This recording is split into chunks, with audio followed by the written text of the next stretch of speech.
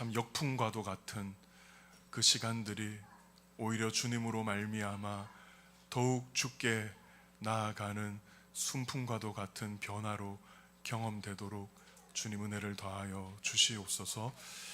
감사드립니다. 주께 감사드립니다.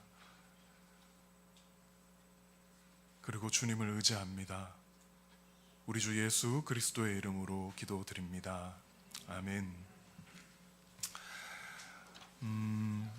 우리 이제 마지막 주가 되어서 정말로 우리 예수님께서 가르쳐 주신 산상수훈, 예수님의 이 설교, 이 말씀 마지막 결론, 설교는 결론이 났어요. 지난주로. 그러나 이 모든 설교의 끝에 남아있는 이 28절, 29절의 말씀을 통해서 우리가 이 말씀의 최종적인 목적지가 어디인가를 함께 우리가 묵상할 수 있기를 원합니다. 여러분 28절을 이렇게 보시면 예수님께서 이 말씀을 마치심에 예수님께서 그 가르치심을 마치셨다라고 이렇게 말씀하고 있어요. 산상수훈의 가르침은 그야말로 예수님께서 기독교가 무엇이냐, 너희가 기독교라고 부르는 하나님을 믿는다고 하는 그것의 내용이 무엇이냐에 대해서 가르쳐 주신 주님의 가르침이라고 할 수 있습니다. 너무나 중요하겠죠, 그죠? 마태복음은 예수님의 5번의 가르치심이 있어요. 그 첫 번째가 바로 이 마태복음 5장에서 7장까지의 산상수훈에 사실은 예수님을 믿지 않는 사람들에게도 많이 알려져 있는 그들의 삶의 윤리의 황금률이라고 부르기도 하는 그런 아름다운 메시지로 전해진 가르침이라고 할 수 있죠. 그 뒤에 나머지 4번의 가르침은 마태복음 곳곳에 이렇게 있는데, 모여져 있는데, 제자도가 무엇인가, 그리고 진정한 공동체가 무엇인가, 그리고 하나님 나라가 무엇인가, 그리고 마지막에 종말이 어떠한가에 대한 예수님의 5편의 설교가 마태복음에 그렇게 기록되어져 있습니다.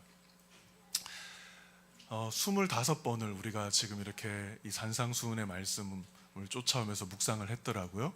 그동안 여러분의 마음이 또 여러분들의 생각들이, 고민이 어땠는지 제가 다 알 수는 없지만 때때로 이 가르침들을 통해서 제가 여기저기에서 나누어진 또 주어진 피드백들 한번 이렇게 생각을 해봤을 때 우리가 모르는 그 기독교, 내가 잘못 생각하고 있었던 기독교에 대한 내용들이 내 안에서 다시 새로워지고 또 깨닫게 되었다, 그런 이야기들도 있었고, 또 위로를 받기도 했다, 그런 나눔도 있었고, 그런 한편에 너무 괴롭고 부담스러운 말씀이기도 했다라는 나눔도 있었어요.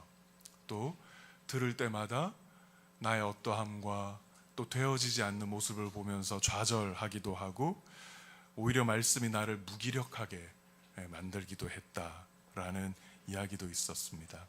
또 소망 가운데 다시 일어날 수 있는 정말 그런 힘을 얻었고, 정말 내가 이때까지 알아왔던 기독교, 그래서 내가 무언가를 해야 하는 그런 것이라고 생각한 나의 그 마음들이 거치고 주님이 나를 이렇게 사랑하셨구나 하는 그와 같은 소망, 위로가 있었다. 정말 실제로 이 모든 반응들이 저에게 이 모양 저 모양으로 전해졌었어요. 아주 풍성하게 여러분들이 전하지는 않았지만, 전해와 준 건 아니지만 정말로 때때로 어떤 지체가 긴 문자로, 나눔으로, 또 목자들을 통해 어떤 이야기를 전해 듣기도 하고, 또 실제로 너무나 마음이 아프고 괴로워서 어려워하는 그런 이야기들, 이 우리가 산상수훈의 가르침 안에서 우리가 함께 들려오고 또 경험한 일이라고 생각이 됩니다. 주 안에 사랑하는 여러분, 기독교 신앙 안에는 이 모든 것들이 다 포함되어 있어요. 기쁨이 있는가 하면 슬픔이 있고, 소망과 위로가 있는가 하면 책망과 절망이 함께 있습니다. 어느 한편의 이야기와 어느 한편의 약속만 있는 것은 예수님께서 가르쳐 주신 기독교가 아니에요. 그러니까 우리 지체들이 지금 겪었던 그런 나눔들과 씨름들 모두 누구는 은혜가 있어서 기쁨과 소망으로 받고, 누구는 은혜가 없어서 그것을 책망과 어려움으로만 받는 것이 아니라 사실은 그 모든 경험들이 다 정상적인 경험들인 것이죠. 설교자로서 그래서 때로는 너무 고맙다, 너무 감사하다라는 그런 나눔도 받지만, 또 때로는 너무한 거 아닙니까? 목사님은 그렇게 지키고 삽니까? 라는 말도 듣는 것. 오히려 그것이 제가 하나님의 말씀을 그래도 정직하게 대면하고 전하려고 하는 것이라는 증거가 된다라고 저는 굳이 애써 저에게 그렇게 얘기해요.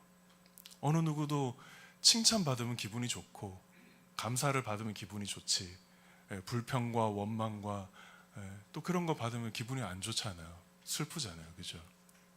그러나 우리가 주님을 따르는 길에는 칭찬도 있지만 욕됨도 있습니다. 그게 기독교 신앙이에요. 복만 약속하고 있다면 그건 기독교 신앙이 아닙니다.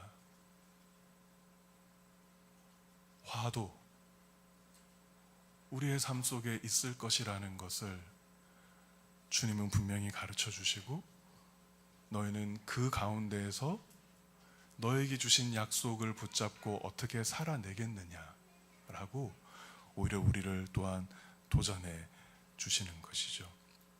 문제는 그와 같은 그 기쁨과 슬픔, 희망과 절망, 위로와 책망, 이 모든 것이 신앙 안에 있다고 할 때 어떻게 우리는 그것들을 다 껴안고 우리 안에서 통합해내며 살아갈 수 있는가 하는, 그것이 우리에게 주어진 숙제이고 또 도전이라고 할 수 있겠죠. 블레이즈 파스칼이라는 프랑스의 수학자이고 철학자인, 우리에게는 팡세를 쓴 작가로 잘 알려져 있는데, 그분이 기독교적 숙고라는 그분의 묵상에 대한 글에 보면 이런 이야기를 하고 있어요. 진리라면 반드시 어느 한쪽 면의 덕만 얘기하지 않는다. 한쪽 면의 덕만 얘기하는 것은 결코 진리일 수 없다. 그것에 정반대되는 측면의 덕도 함께 보여주어야 사실은 온전한 것이 된다라고 얘기를 해요. 그러니까 사랑하는 여러분, 우리가 진리의 사람이 된다면 여러분의 마음에 기쁨이 되고 힘이 되고 위로가 되는 어떤 주제만을 절대 쫓아가면 안 돼요. 진리의 온전함을 보여주는 게 아니죠. 그 정반대되는 측면도 우리에게 반드시 보여주고, 어둡고 절망되고 또 그로 말미암아 기꺼이 내가 좌절도 하고 책망도 받아야 되는 그 지점까지도 다 포함이 되어 있어야 돼요. 다 포함이. 그죠? 근데 그분이 이렇게 얘기를 해요. 참된 진리라면 동시에 그 양극단의 그 성품과 덕을 다 말해주고 나서 그다음 너무 놀라운 참 통찰을 얘기하는데 이렇게 말합니다. 그 양극단 사이를, 이 사이를 어떻게 그 공간을 가득 채우는지, 가득 메울 수 있는지, 그것을 보여주는 것이 진정한 진리다라고 이렇게 얘기해요. 그러니까 세상의 진리이네, 이렇게 사는 것이 참된 성공이네, 이렇게 사는 것이 제대로 사는 것이네 하는 세상의 많은 지혜로운 가르침들은 한 면만을 보게 만드는 거죠. 그래서 그것만을 추구하고 이제 그것을 위해 내가 다른 박제를 하도록 만드는 겁니다. 그죠? 근데 하나님의 진리는 그 모든 실체를 다 드러내고 이쪽에 참된 소망의 약속과 이것이 이루어지지 않는 우리의 실존의 절망을 적나라하게 다 보여주고 나서 그러면 우리는 공간을 어떻게 채워주는지, 그리고 사실 누가 그것을 메꾸어 주는지를 이야기해 줄 때 그것이 우리에게 정말 정직하고 진실한 참된 진리가 될 수 있는 것이죠. 이 양극단 사이에서 살아가는 우리에게 그 무엇으로도 메꿔지지 않고 무엇으로도 메울 수 없는 그 공간을 주님은 오늘 우리에게 당신이 그것을 메우시는 분으로서 마지막 이 가르침의 매듭을 짓고자 하시는 거예요. 여러분 28절에 보면 그의 가르치심이라고 말하고 있죠. 근데 29절에 보면 가르치시는 그분이 권위 있는 자 같다 이렇게 말했어요. 지난주에 우리 교회의 어떤 우리 지체들 몇몇 같이 함께 이렇게 교제를 하는데 그 지체가 정기적으로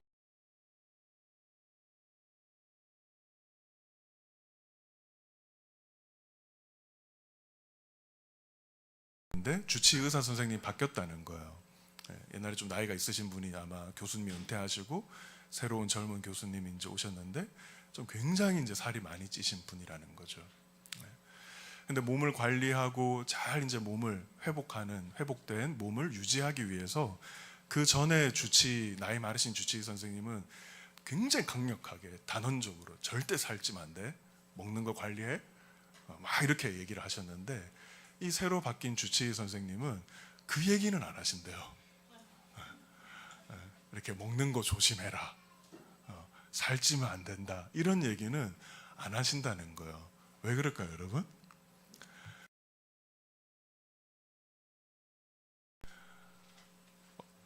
그가 좋아할 메시지와 메신저인 자기 자신의 괴리가 너무 큰 거예요. 제가 여러분에게 기도를 도전하고 말씀 생활을 도전할 때 제가 그와 같은 삶을 살지 못하면 제가 여러분에게 도전하더라도 기준을 자꾸 낮출 거예요. 나도 안 되니까. 우리에게는 이런 한계들이 있죠. 제 평생에 읽은 책 중에 탑 10에 들어갈 수 있는 그 책 중에 하나가 그 지식인의 두 얼굴이라는 책이 있어요. 영국의 탑 10의 작가인데 이름이 갑자기 생각이 안 나네. 영국의 그 역사가가 쓴 관점을 가지고 역사를 해석하는 책들인데 그 지식인의 두 얼굴에 한 열 몇 명의 우리가 너무나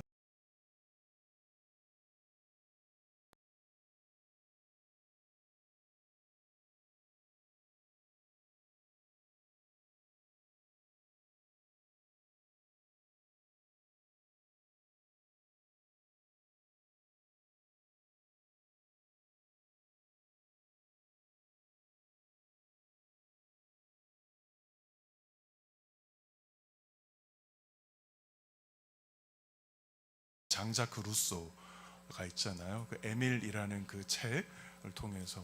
근데 정작 그 장자크 루소는 굉장히 남봉꾼이었고 그의 아이 5명을 낳았을 때 그가 교육학의 아버지인데 그 낳은 5명의 아이 이름도 지어주지 않고 바로 고아원으로 보낸 정말 파렴치와 같은 삶을 산 낭봉꾼이었어요. 그러나 그가 그냥 머리로 가지고 있는 어떤 개념들, 그것이 많은 사람들에게는 참된 교육학의 시작인 것처럼 영향을 끼치기도 했죠. 우리 노동자를 대변하는, 그래서 노동자의 나라를 건설하기 위해 엄청난 그 사상적인 도끼를 이 세상에 던진 마르크스와 같은 사람. 그래서 소련이나 지금 중국이나 러시아 이전의 소련의 국기나 지금 중국의 국기나 이런 것들을 보면 뭐가 들어가 있습니까, 여러분? 빨간색에 어떤 문양이 들어가 있을까?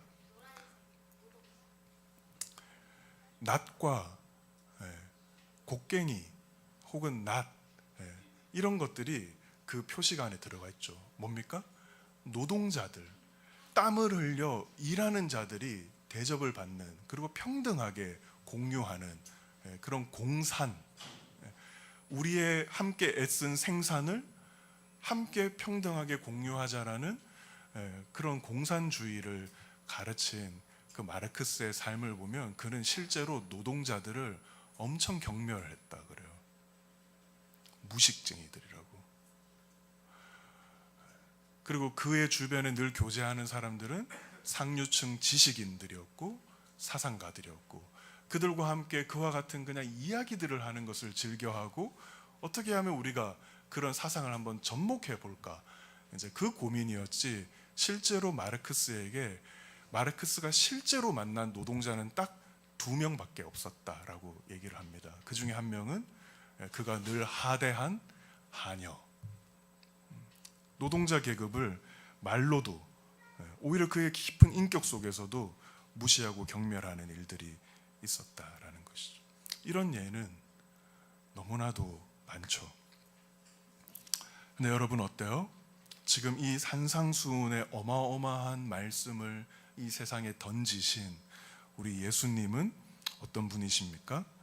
예수님은 그분의 메시지와 그것을 전한 자신인 메신저 사이에 어떠한 분리도 있지 않으신 분이셨어요. 마태복음 5장 17절에서 이 가르침의 한가운데서 주님은 자신을 일컬어서 한번 말씀을 하시는 장면이 나오는데, 그것이 17절인데 이렇게 말씀하고 계십니다. 내가 율법이나 선지자를 폐하러 온 줄로 생각하지 말라. 폐하러 온 것이 아니요 내가 그것을 완전하게 하려 함이라. 주님은 우리에게 엄청난 가르치심을 지금 가르치고 계셨어요.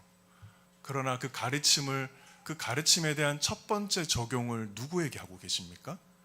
자기 자신에게 하고 계세요. 그분은 완전한 삶을 이 가르침대로 살아내셨습니다. 여러분, 그분이 십자가에 달려 죽으신 것은 그분의 삶 때문에 죽으신 것이 아니라 그분의 가르침 때문에 죽으신 거예요. 그죠?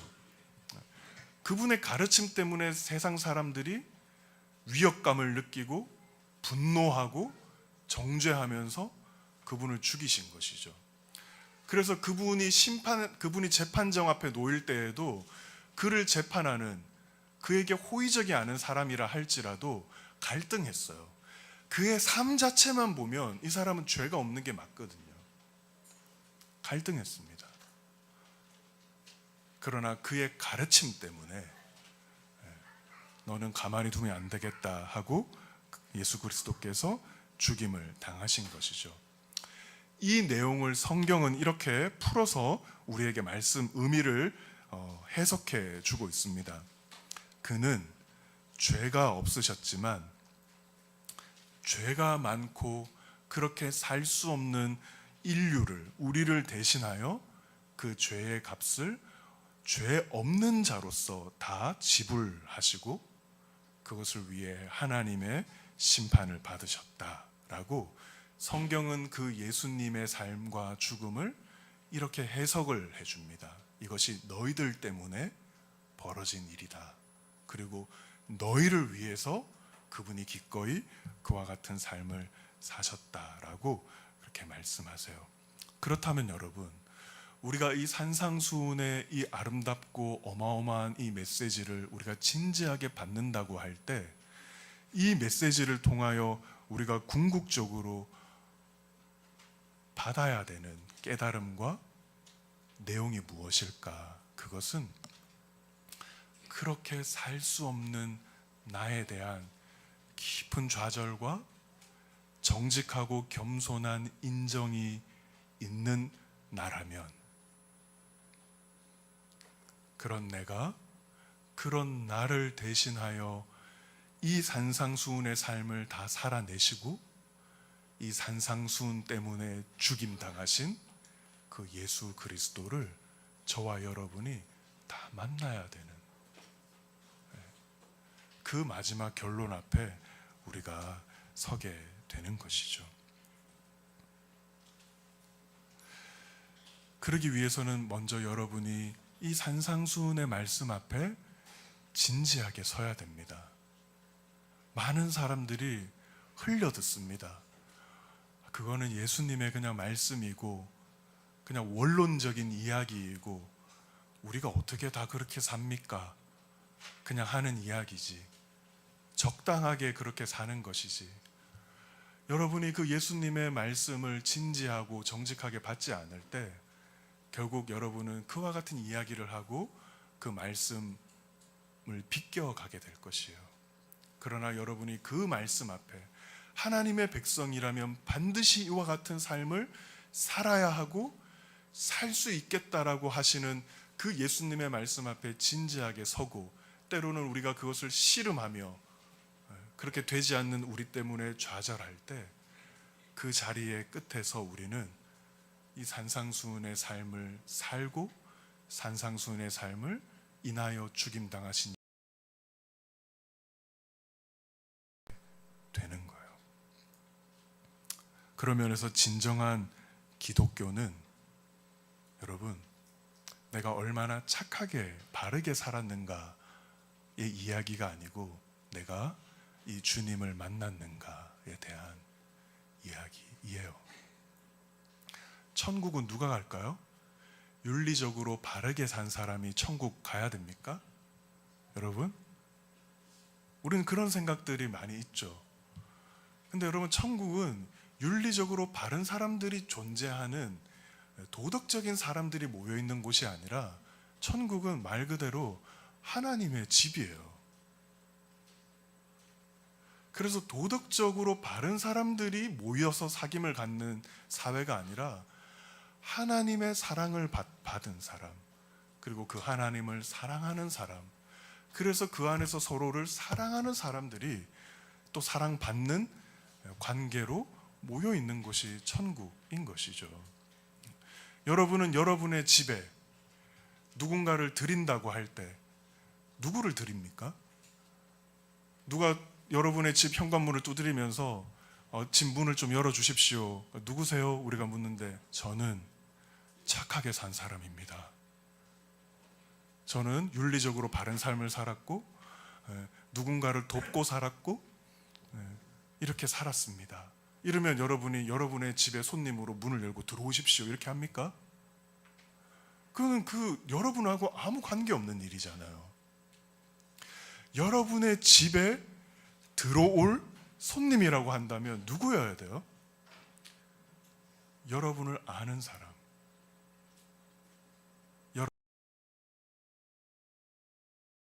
사랑을 받고 여러분을 사랑하는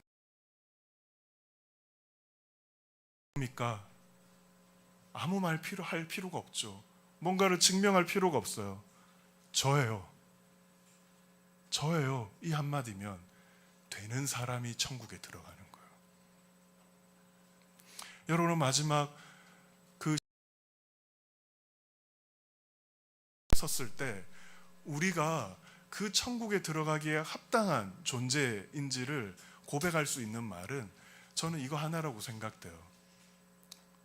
넌 이 세상에서 어떻게 살았냐? 혹 이렇게 물으신다고 할 때 저는 이렇게 살았습니다. 저는 이랬습니다. 이런 이야기가 아니고 주님, 저예요. 라고 말할 수 있는 사귐이 있는 자. 아무리 우리가 실패하고 아무리 우리가 이 세상에서 어리석게 살았다 하더라도, 그래서 시궁창을 다 구르고 와가지고 냄새가 풀풀 나도 우리 아이가 밖에서 그렇게 온 짓거리를 다 하고 근데 오랜만에 집에 찾아와서 문을 두드리면서 아빠 나예요 하면 주님은 그런 우리를 알아보시고 문을 열어주시는 거죠. 관계, 그 주님을 만나는 것, 이 산상수훈의 모든 가르침의 끝에서 주님이 누구이신지를 내가 알고 나는 이 산상수훈의 주님을 만났습니다. 여러분, 나는 주님이 가르치신 이 내용에 가장 일치가 되시는 그분을 나는 만나고 누렸습니다 하는 그와 같은 사귐과 신앙의 경험이 오늘 우리가 배우고 알아가야 될 기독교 신앙의 정점인 거예요. 그런 주님의 가르침에 근거해서 주님을 헤아려 보고 우리는 주님을 묵상하고 말씀 속에서 주님을 만나야 합니다. 여러분, 절대로 그저 개념 속에 박제되어 있는 예수님에 대한 그냥 한 개념을 붙들고 신앙생활을 하지 않기를 바랍니다. 그것은 비유하자면 이런 것이에요. 그저 단 한 번도 만나본 적이 없는, 그렇지만 나를 낳으셨다고 하는 그 나의 엄마 그 사진 하나를 내가 버림받았을 때, 내가 부모를 잃어버렸을 때 내 옆에 나를 낳으신 부모님 사진 하나 갖고 있었던 거, 그거 하나 붙들고 일평생 한 번도 부모님을, 엄마를 만나보지도 않은 채 그냥 그 사진 하나, 이분이 내 엄마야 라는 그 사진 하나 붙들고 고아처럼 살아가는 그와 같은 신앙생활을 하는 그리스도인들이 얼마나 많이 있는지 몰라요. 엄마가 어떤 존재인지를 경험해 보지 못했습니다. 엄마의 사랑이 어떤 것인지를 맛보고 그 안에서 위로도 받고 힘을 얻고 그래 본 경험이 없어요. 고아예요, 고아. 근데 하나, 사진 하나 흔적, 이분이 내 엄마라는 것, 그거 하나 쪼가리 있는, 우리도 어쩌면 예수님에 대한 실제적이고 참된 경험과 만남이 없이 그냥 그 예수님이라는 하나의 개념과 상을 가지고 고아처럼 살아가는 일이 얼마나 많이 있는지 모르겠습니다. 여러분, 산상수훈을 우리 잠시 다시 한번 더듬어 봅시다. 우리 팔복으로 시작이 되죠. 팔복. 이와 같은 자는 복이 있다 라고 할 때, 여러분, 주님은 이 세상에서 바로 당신이 이와 같은 분으로, 누구보다 부요한 분이시지만 그의 심령은 누구보다 가난함으로, 허물과 깨어진 우리들을 바라보며 분노하시거나 책망하시기보다는 애통하고 슬퍼하심으로 우리를 대해주시는 바로 그와 같은 분이세요. 우리는 실패하고 죄로 넘어질 때, 혹 여러분은 하나님에 대해서 어떤 생각을 가지고 있습니까? 내가 뭔가 좀 잘 못하고 또 실패하고, 아니 내 마음속에 좀 하나님이 원하시는 일을 잘 해내지 못하는 것을 떠나서 좀 그렇게 하고 싶지 않은 그런 내 마음이 이렇게 있을 때, 그때 그 순간 바로 여러분이 하나님을 떠올릴 때 여러분에게는 하나님이 혹은 우리 주님이 어떻게 여러분에게 다가오고 계세요? 인색하고 화를 내시면서 냉정하게 나를 바라보시면서 네가 그런 놈이구나, 어이구, 이렇게 혹 우리가 하나님을 생각하진 않습니까? 네, 그때조차, 내가 하나님을 싫어할 때조차 하나님은 그때에도 가난하고 애통하고 온유한 심령으로 우리를 바라보고 계시는 분이세요. 그와 같은 예수님의 온유함에 나의 마음과 나의 믿음을 계속 머무르게 하는 그런 묵상과 기도가 우리의 신앙의 삶이 되었으면 좋겠어요. 여러분, 13절에서 16절을 보면 주님께서 우리를 향해 너희는 세상의 소금이고 세상의 빛이다 이렇게 말씀하시죠. 우리가 그와 같은 존재가 되기 위해 그분이야말로 참 맛대가리라고는 없는 인격을 가지고 있는,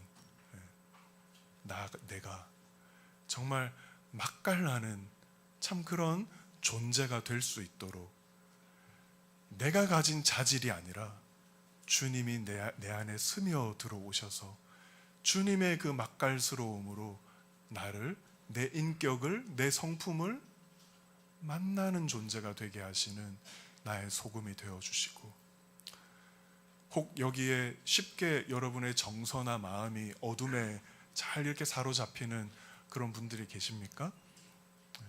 저는 좀 그런 성향의 사람인데, 그와 같은 어둠 속에서 절망을 버타고 무기력한 그런 마음 속에 있는 나에게 주님이 정말 밝은 빛됨으로 오셔서 빛을 비추어 주시는 말씀이 되어 주시는, 우리에게 노하지 말라, 우리에게 간음하지 말라, 우리에게 맹세하지 말고 진실하라, 그리고 원수를 사랑하라고 말씀하고 가르치시는 주님께서 바로 그 가르침대로 우리를 향해 노하기를 더디하시고, 우리는 주님을 늘 배반하는, 참 영적으로 보면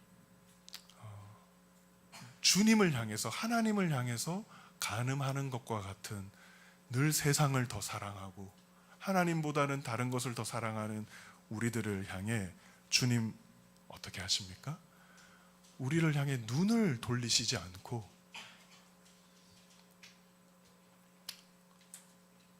그분은 우리를 향해 정절을 지키시는 그런 주님으로 계셔 주고 계시죠. 우리가 실패해도 그분의 사랑은 멈추지 않고 원수와 같은 나를 그분은 여전히 사랑해 주십니다. 여러분, 이 예수님을 만나야 하는 거예요. 저기 사진에 꼬깃꼬깃 묻어둔 예수님에 대한 하나 사진 붙들고 이 험한 세상을 사는 것이 아니라, 오늘 이와 같은 인격으로 우리 가운데 찾아오시는 주님을 날마다 우리는 만나야 하는 것이죠. 그 다음에 예수님께서는 무엇을 가르쳐 주셨어요? 기도를 우리에게 가르쳐 주셨어요. 그죠? 놀랍게도 주님도 지금 우리를 위해 여전히 기도하고 계십니다. 여러분, 히브리서 7장 25절 같이 한번 읽어볼까요? 설교 안에 있는 히브리서 7장 25절 같이 읽겠습니다. 시작.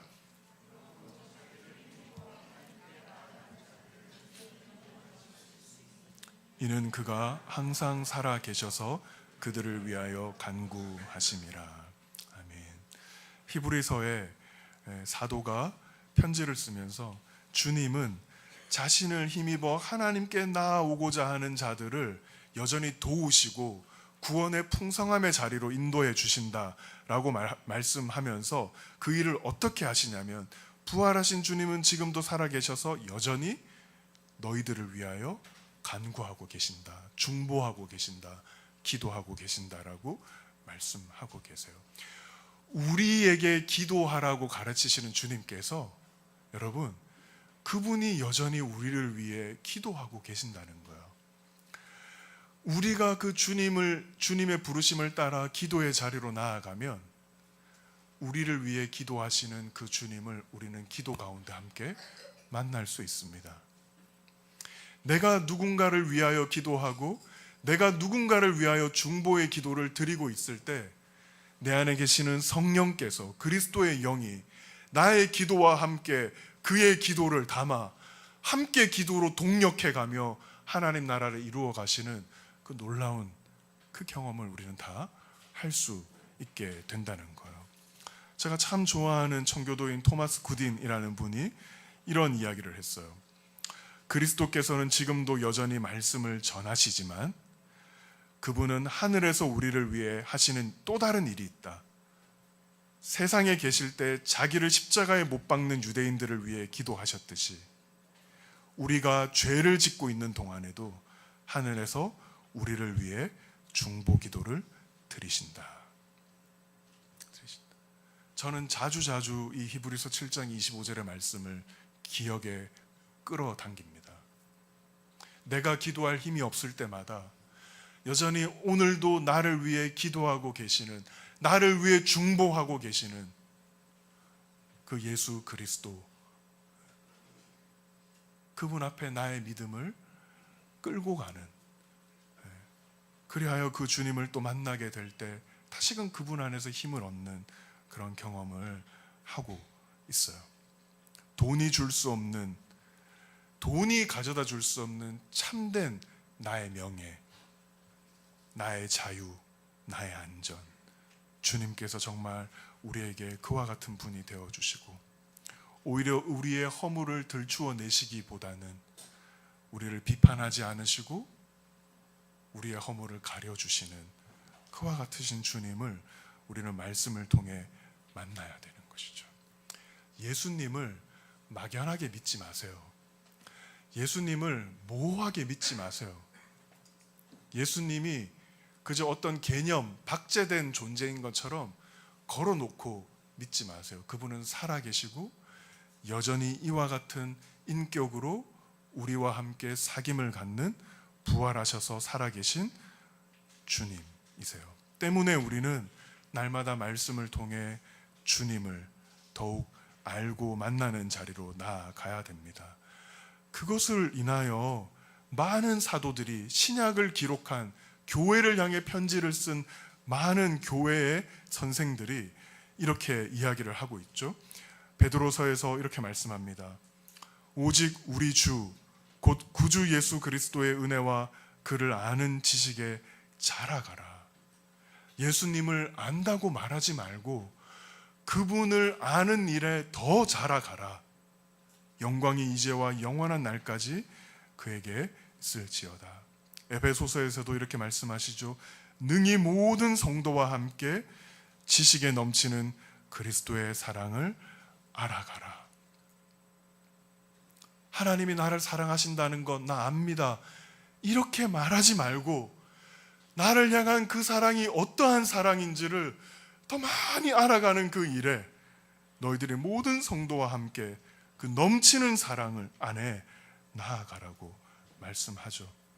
또한 모든 것을 해로 여김은 내 주 그리스도 예수를 아는 지식이 가장 고상하기 때문이라. 내가 그를 위하여 모든 것을 잃어버리고 배설물로 여김은 그리스도를 얻기 위함이다. 누구의 얘기입니까? 바울의 얘기입니다. 이 세상에 존재했던 사람 중에 가장 그리스도를 많이 알고 그리스도를 많이 만났고 그리스도의 비밀을 가장 많이 헤아리는 사람이 여전히 뭐라 그럽니까? 나는 그 예수 그리스도를 아는 지식을 얻기 위해 내게 주어진 모든 것들을 배설물로 여기겠다. 참 어려운 말이긴 해요, 이 말이. 근데 이렇게 생각해 볼 수 있어요.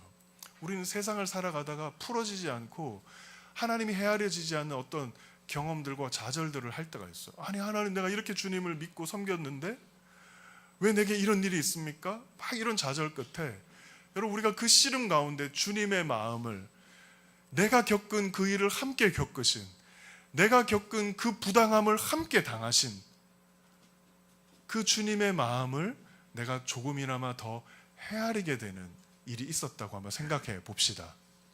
그냥 알아요. 예수님이 막 사람들에게 뺨을 맞았지만 왼뺨을 더 들여대는 그런 일들을 하셨다는 것 우리가 알아요. 근데 내가 그런 일을 당하고 나서 막 그죠? 분노가 되고 막 그런 씨름들 속에 씨름하다가 어느 날 그와 같은 일을 행하신 주님의 그 심정이 어떠했는지를 내가 조금 더 헤아려지게 됐을 때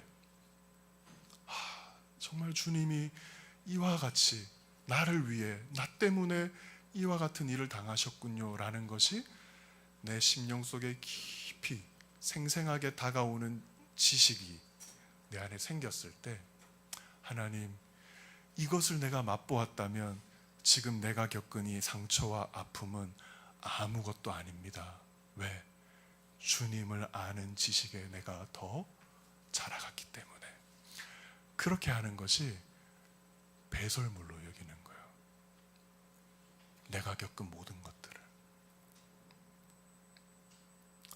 바울은 그 주님을 아는 그 일에 주님을 더 많이 헤아리고 나를 향한 주님의 어떠함을 더 내가 생생하게 경험하여 결국 그것이 나의 것이 되게 하는 일이 그에게 목표가 되었기 때문에 인간의 눈으로는 해석할 수 없는 좌절과 실패와 핍박과 박해를 배설물로 여길 수 있었어요. 주님의 마음을 더 알 수만 있다면 말이에요. 우리 교회가 지금 내년 이제 새롭게 정비를 해서 공동체적인 공동체의 루틴을 새로 세워가고 개인의 루틴도 함께 공동체와 함께 또 맞추어가는 일들을 이제 시작하려고 해요. 그 가운데 우리 다음 세대 자녀들도 연령대에 따라서 이제 홈페이지를 만들다 보니까 좀 다음 세대 아이들 자녀들도 그런 그들의 정체성을 부여해 줄 수 있는 이름이 좀 필요하겠다 이런 생각이 됐어요. 그러면서 우리가 그 이름을 이렇게 물론 뭐 공모를 해서 이름을 또 만드는 것도 좋겠지만 정말 우리의 인생의 여정이 이렇게 되었으면 좋겠다라는 마음을 담아서 우리 미취학 자녀들은 가스펠 리스너 이렇게 이름을 붙였어요. 좀 어색할 수는 있지만 여러분 이제 우리가 미취학 자녀들을 공동체 안에서 아이들을 이렇게 불러줄 때 리스너라고 우리가 몇 번 부르다 보면 좀 입에 붙겠죠. 리스너들 모여라. 너희들은 리스너들이다. 뭡니까? 우리 가운데 먼저 말씀으로 찾아오시는 그 주님을 듣는 자들인 거죠. 그죠? 복음을 듣는 자, 그들을 향한 주님의 사랑을 듣는 자, 그들이 얼마나 사실은 자기로서는 소망이 없는 연약한 죄인인지를 그 말씀을 듣는 자. 그 다음에 우리 초등학교 아이들은 가스펠, 발음이 좀 중요해요. 리더, 읽는 자. 이제 글을 배우고, 그죠? 정말 하나님의 말씀 안에서 복음을, 예수님을 읽어가는 자. 그래서 주님을 또 배우고 알아가는. 그리고 우리 청소년들은 가스펠 챌린저라고 이름을 붙였어요. 그 복음이 자기의 인격 속에 이제 정말 자신의 복음이 되고 자신의 주님이 되기 위한 그 도전과 씨름을 하는 그 챌린지의 시간을 그 틴에이지의 기간 동안 정말 진지하게 씨름할 수 있도록 우리는 울타리가 되어주고 정말 도전할 수 있는 그와 같은 또 실패할 수 있는 그와 같은 시간을 우리가 함께 지나게 주는 그리고 우리가 청년이 되어서 가스펠 전이어 이제 순례자의 믿음의 순례자의 삶을 살 수 있는 우리가 다음 세대에 이것을 그렇게 붙였지만 결국 이것은 우리의 매일의 삶에서 우리가 걸어가야 될 시간들이기도 합니다.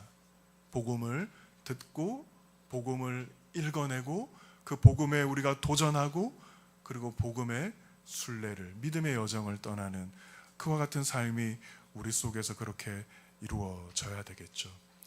그 일을 위해 여러분 정말로 중요한 예수님의 어떠하신 예수님을 여러분이 꼭 만나야 돼요. 어떠하신 예수님인가? 우리 다시 산상수훈을 보면 우리 18절 5장 18절 22절 28절 34절 39절 44절에 계속 반복해서 주님께서 이렇게 말씀하세요. 나는 너에게 이르노니 나는 너에게 말하노니 이렇게 말씀하시죠. 여러분이 이와 같은 그 주님의 다양하신 살아계신 그 인격이신 주님을 만나고 사귀려면 반드시 여러분은 이 주님을 이렇게 대해야 돼요. 이분은 어떤 분이십니까? 이 모든 가르침을 성취한 나, 이 모든 가르침의 실제를 주고자 스스로 죽음의 길을 간 나. 누군가의 가르침과 누군가의 삶을 근거해서 좋은 이야기를 하는 자가 아니라 내 삶과 나의 가르침을 근거해서 나 스스로가 권위자가 되어 말하는 나. 여러분이 먼저 예수님을 이렇게 만나지 않으면 여러분은 참된 예수님을 만날 수 없을 거예요. 스스로 권위를 가지고 계시는 여러분의 삶을 통치하시고 여러분의 삶의 소유권을 실제로 가지고 계시는 여러분의 생명의 주인이시며 여러분의 삶의 인도자 되시며 결국 우리를 심판하실 권위를 가지고 계시는 그 주님을 우리가 날마다 그 주님의 말씀 앞에, 그 권위자 되신 예수님 앞에 겸손히 나아가지 못한다면 우리는 살아계신 예수님을 결코 만나지 못할 거예요. 예수님을 권위 있는 주님으로 만나야 합니다. 때문에 우리가 아이들에게 이렇게 가르치는 거예요. 너희는 먼저 듣는 자들이 되어야 된다. 권위 아래에서 들을 줄 아는 자가 되어야 된다. 그리고 너희들은 가르침을 읽는 자가 되어야 된다. 그 일을 통해 그 다음 너희가 하는 것이, 그래, 한번 챌린지 해봐 라고 하는 거예요. 권위에 대한 순종과 권위